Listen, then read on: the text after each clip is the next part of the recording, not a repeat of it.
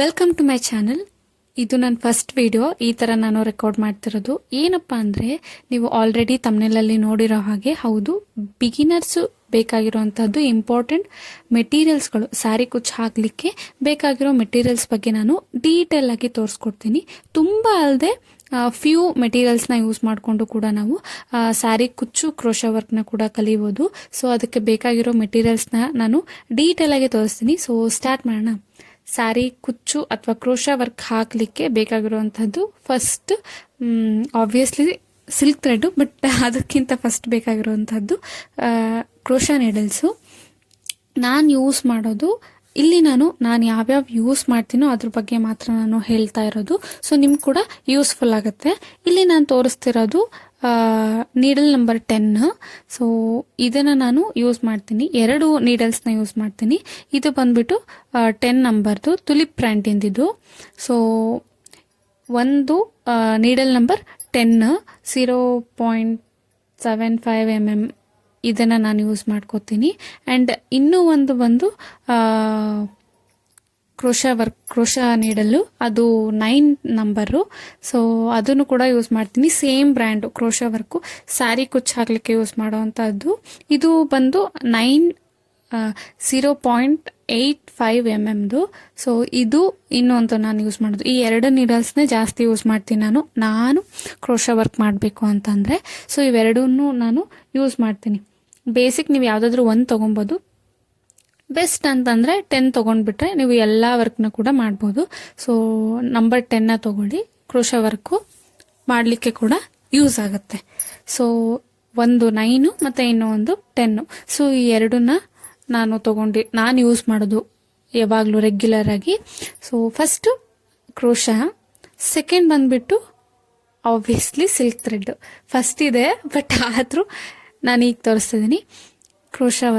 Crochet ಆದಮೇಲೆ second silk thread. So ತುಂಬ ಬ್ರ್ಯಾಂಡ್ಸ್ಗಳಿದೆ silk ಥ್ರೆಡ್ಡಿಂದು. ನಿಮಗೆ ಯಾವುದು ನಿಮ್ಮ ಲೋಕಲಲ್ಲಿ ಸಿಗುತ್ತೆ ಅದನ್ನು ಕೂಡ ಯೂಸ್ ಮಾಡ್ಕೋಬೋದು. ನಾನು ಯೂಸ್ ಮಾಡೋದು ಒಂದು ಬುಲೆಟ್ಟು ಮತ್ತು ಇನ್ನೊಂದು ರಾಜು. ಈ 2 ಬ್ರ್ಯಾಂಡ್ನ ನಾನು ಯೂಸ್ ಮಾಡ್ತೀನಿ. ಇನ್ನೂ ಎಷ್ಟೊಂದಿದೆ, ಬಟ್ ನನಗೆ ಅಷ್ಟಾಗಿ ಗೊತ್ತಿಲ್ಲ. ನಾನು ಯೂಸ್ ಮಾಡೋದು ಈ 2 ಬ್ರ್ಯಾಂಡು, ಒಂದು ಬುಲೆಟ್ಟು ಮತ್ತು ಇನ್ನೊಂದು ರಾಜ್. ಈ 2 ಕೂಡ ನಾನು ಯೂಸ್ ಮಾಡ್ತೀನಿ. ಇವೆರಡೇ ಜಾಸ್ತಿ ಯೂಸ್ ಮಾಡೋದು. ಈ 2 ಬೇಸಿಕ್ ಬೇಬಿ ಕುಚ್ಗೆ ಕೂಡ ಯೂಸ್ ಮಾಡೋದು ಇವೆರಡೇ ಬ್ರ್ಯಾಂಡನ್ನೇ ನಾನು. ಸೊ ಇದು material number 2, first crochet, second silk thread. So first crochet ಆದಮೇಲೆ ಸೆಕೆಂಡು ಸಿಲ್ಕ್ ಥ್ರೆಡ್ನ ಯೂಸ್ ಮಾಡ್ಕೋತಿದ್ದೀನಿ. ಆ್ಯಂಡ್ ಇನ್ನೂ ಒಂದು ಏನಪ್ಪ ಅಂತಂದರೆ, ಇತ್ತೀಚೆಗೆ ಇದು ಸ್ಯಾರಿ ಸಿಲ್ಕ್ ಬರುತ್ತಲ್ಲ, ಅದನ್ನು ಏನಂತಾರೆ, ಪಟ್ಟು ಥ್ರೆಡ್ ಅಂತಾರೆ. ಸೊ ಅದು ಕೂಡ ನಾನು ನೋಡಿದ್ದೀನಿ, ಬಟ್ ನಾನು ಯೂಸ್ ಮಾಡಿಲ್ಲ, ಒಂದು ಸತಿನೂ ಯೂಸ್ ಮಾಡಿಲ್ಲ. ಬಟ್ ಅದು ಜಾಸ್ತಿ ಮುದ್ರೋಲ್ಲ ಮತ್ತು ಒಂಥರ ಆಗಲ್ವಂತೆ ಹಾಕಿದ ಆದಮೇಲೆ. ಸೊ ನೀವು ಅದನ್ನು ಕೂಡ ಟ್ರೈ ಮಾಡೋಂಗಿದ್ರೆ ಟ್ರೈ ಮಾಡ್ಬೋದು. ನಾನು ಟ್ರೈ ಮಾಡಿಲ್ಲ ಇದುವರೆಗೂ. ಒಂದು ಸತಿ ಟ್ರೈ ಮಾಡಿ ಅದರದ್ದು ಕೂಡ ನಾನು ವೀಡಿಯೋಸ್ನ ಅಪ್ಲೋಡ್ ಮಾಡ್ತೀನಿ. ಸೊ ಸೆಕೆಂಡ್ ಬಂದ್ಬಿಟ್ಟು ಇದು ಸಿಲ್ಕ್ ಥ್ರೆಡ್ಡು. ಬೇಕಾದರೆ ನೀವು ಒಂದ್ಸತಿ ಟ್ರೈ ಮಾಡಿ ನೋಡಿ, ಪಟ್ಟು ಥ್ರೆಡ್. ಸೊ ಈಗ ನಾನು ನೆಕ್ಸ್ಟ್ ತೋರಿಸ್ತಿರೋದು number 3, it's a zari thread. So zari thread ನಾನು ಯೂಸ್ ಮಾಡೋದು ಇದು. ಸೊ ಇದನ್ನ ಆರಿ ವರ್ಕ್ ಕೂಡ ಯೂಸ್ ಮಾಡ್ತಾರೆ, ಬಟ್ ಇದನ್ನು ನಾನು ಯೂಸ್ ಮಾಡ್ತೀನಿ. ಇದನ್ನು ನಾನು 2 ಎಳೆ ದಾರಕ್ಕೆ ಸೂಜಿಗೆ ಏರಿಸ್ಕೊಂಡು ನಾನು ಹಾಕುವಂಥದ್ದು.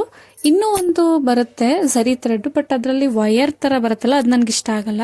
ಬಿಕಾಸ್ ಅದು ನೀಡಲ್ಗೆ ಬೇಗ ಸೇರ್ಕೊಳ್ಳಲ್ಲ ಮತ್ತು ಲುಕ್ ಅಷ್ಟು ನೀಟ್ ಫಿನಿಶಿಂಗ್ ಬರೋದಿಲ್ಲ. ಸೊ ಹಾಗಾಗಿ ನಾನು ಯೂಸ್ ಮಾಡೋದು ಈ ಥರ ಸಿಲ್ಕ್ ಥ್ರೆಡ್ನ ಝರಿ ಥ್ರೆಡ್ನ ಯೂಸ್ ಮಾಡ್ತೀನಿ. ಸೊ ಇದು ಸೆಕೆಂಡ್ ಬಂತು. ಸೊ ಇವೆರಡು ಝರಿ ಥ್ರೆಡ್ಸ್ನ ಯೂಸ್ ಮಾಡೋದು. ಆಲ್ಮೋಸ್ಟ್ ಆಲ್ ನಾನು ಯಾವಾಗಲೂ ಯೂಸ್ ಮಾಡೋದು ಫಸ್ಟ್ ತೋರಿಸಿದ್ನಲ್ಲ ಅದೇ ಝರಿ ಥ್ರೆಡ್ಡು. ಆ್ಯಂಡ್ ನೆಕ್ಸ್ಟ್ ಬಂದು ಬೀಡ್ಸು. ನಿಮ್ಮ ಡಿಸೈನ್ಗೆ ಯಾವುದು ಡಿಮ್ಯಾಂಡ್ ಮಾಡುತ್ತೋ ಅದನ್ನು ನೀವು ಬೀಡ್ಸ್ನ ಯೂಸ್ ಮಾಡ್ಕೋಬೋದು. ನನ್ನ ಹತ್ರ ಒಂದು ಚಿಕ್ಕ ಬಾಕ್ಸ್ ಇದೆ, ಅದರೊಳಗಡೆ ನಾನು ಕೆಲವೊಂದಷ್ಟು ಬೀಡ್ಸ್ನ ಸ್ಟೋರ್ ಮಾಡಿ ಇಟ್ಕೊಂಡಿರ್ತೀನಿ.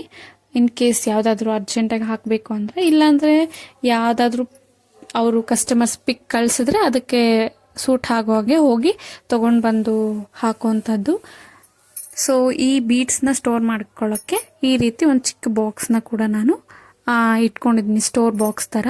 ಸೊ ಬೇಸಿಕ್ಕಾಗಿ ಬೇಕಾಗಿರುವಂತಹದ್ದು ಈ ಎಲ್ಲ ಮೆಟೀರಿಯಲ್ಸು. ಸೊ ತುಂಬ ಥರದ ಬೀಡ್ಸ್ಗಳು ಇದೆ, ಆಬ್ವಿಯಸ್ಲಿ ಎಲ್ರಿಗೂ ಗೊತ್ತಿರುತ್ತೆ. ಬಿಗಿನರ್ಸ್ಗೆ ನಾನು ಹೇಳ್ತಿರೋದು ತುಂಬ ಥರ ಬೀಡ್ಸ್ ಇರುತ್ತೆ. ಆ್ಯಂಡ್ ಸಿಲ್ಕ್ ಥ್ರೆಡ್ಡು ಕೂಡ ಅಷ್ಟೇ ತುಂಬ ವೆರೈಟೀಸ್ ಇರುತ್ತೆ. ಸೊ ನೀವು ನೋಡಿ ಕ್ಲೀನಾಗಿರೋದನ್ನ ನಿಮ್ಮ ಲೋಕಲಲ್ಲಿ ಯಾವ್ದು ಸಿಗುತ್ತೆ ಅದನ್ನು ನೋಡಿ ತೊಗೊಳ್ಳಿ. ಆ್ಯಂಡ್ ಇನ್ನೂ ಒಂದು ಫ್ಯಾಬ್ರಿಕ್ ಗ್ಲೂ, ಎಲ್ಲದಕ್ಕೂ ಯೂಸ್ ಆಗುತ್ತೆ ಇದು ಫ್ಯಾಬ್ರಿಕ್ ಗ್ಲೂ. ನಾವು ಸ್ಟೋನ್ಸ್ ಅಂಟಿಸಬೇಕಾದ್ರೂ ಯೂಸ್ ಆಗುತ್ತೆ, ಇಲ್ಲಾಂದರೆ ನಾವು ದಾರನೂ ಕೂಡ ಕ್ಲೀನಾಗಿ ನೀಟಾಗಿ ಫಿನಿಶಿಂಗ್ ಬರಬೇಕು ಅಂದರೆ ಈ ಒಂದು ಫ್ಯಾಬ್ರಿಕ್ ಗ್ಲೂನ ಯೂಸ್ ಮಾಡ್ತೀನಿ. ಸೊ ಈ ಎಲ್ಲ ಮೆಟೀರಿಯಲ್ಸ್ಗಳನ್ನ ನಾನು ಯೂಸ್ ಮಾಡ್ತೀನಿ.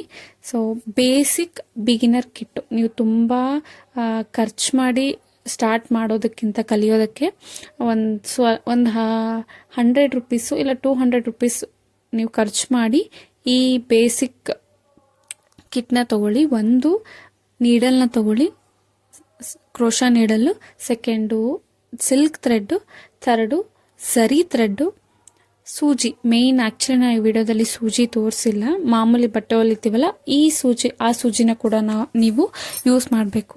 ಕುಚ್ಚು ಕಟ್ಲಿಕ್ಕೆ ಬೇಕಾಗಿರೋದು ಸೂಜಿನೇ ಅಲ್ವಾ. ಸೊ ಹಾಗಾಗಿ ಸೂಜಿನ ತಗೊಳ್ಳಿ.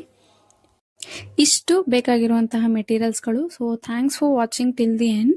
ಸೊ ನೆಕ್ಸ್ಟ್ ಬಂದ್ಬಿಟ್ಟು ನಾವು ದಾರನ ಹೇಗೆ ಬೇಬಿ ಕುಚ್ಚು ಹಾಕ್ಲಿಕ್ಕೆ ಇಲ್ಲ ಕ್ರೋಶೋ ವರ್ಕ್ ಮಾಡಲಿಕ್ಕೆ ಚೈನ್ ಸ್ಟಿಚ್ನ ಮತ್ತು ದಾರನ ಹೇಗೆ ತೊಗೊಳೋದು ಅಂತೇಳಿ ನಾನು ನೆಕ್ಸ್ಟ್ ವಿಡಿಯೋದಲ್ಲಿ ಅಪ್ಲೋಡ್ ಮಾಡ್ತೀನಿ. So thanks for watching till the end. ನಿಮಗೆ ಯೂಸ್ಫುಲ್ ಆಯಿತು ಅಂತ ಅಂದ್ಕೊಳ್ತೀನಿ. ಸೊ ಜಾಸ್ತಿ ಖರ್ಚು ಮಾಡಿ ನಾವು ಕಲಿಬೇಕು ಅನ್ನೋದಕ್ಕಿಂತ ಒಂದು 200 ರುಪೀಸ್ನ ನಾವು ಅದಕ್ಕೆ ಇನ್ವೆಸ್ಟ್ ಮಾಡಿ ನಾವು ಕಲ್ತ್ವಿ ಅಂತಂದರೆ ನಿಮಗೂ ಯೂಸ್ ಆಗುತ್ತೆ ಅಂತ ಹೇಳ್ತಾ, ಮುಂದಿನ ವಿಡಿಯೋದಲ್ಲಿ ಕೂಡ ಬೇಸಿಕ್ ಬಿಗಿನರ್ ವಿಡಿಯೋಸ್ನ ಅಪ್ಲೋಡ್ ಮಾಡ್ತೀನಿ. ಸೊ ಅಲ್ಲಿವರೆಗೂ ಬಾಯ್ ಎಲ್ರಿಗೂ. Thanks for watching.